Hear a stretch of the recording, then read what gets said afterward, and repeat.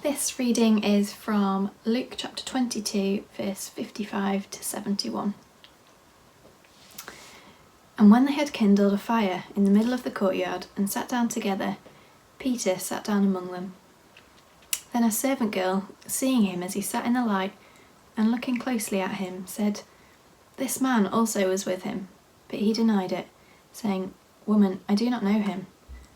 And a little later someone else saw him and said, "You are also one of them." But Peter said, "Man, I am not."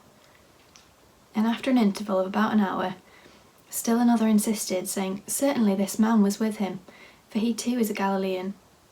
But Peter said, "Man, I do not know what you're talking about." And immediately, while he was still speaking, the rooster crowed. And the Lord turned and looked at Peter, and Peter remembered the saying of the Lord, how he had said to him, "Before the rooster crows today, you will deny me 3 times." And he went out and wept bitterly. Now the men who were holding Jesus in custody were mocking him as they beat him.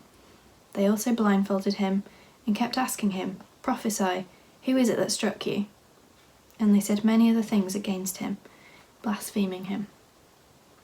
When day came, the assembly of the elders of the people gathered together, both chief priests and scribes, and they led him away to their council.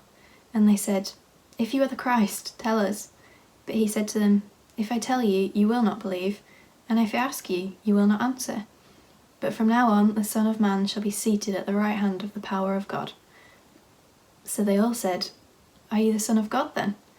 And he said to them, "You say that I am." Then they said, "What further testimony do we need? We've heard it ourselves from his own lips."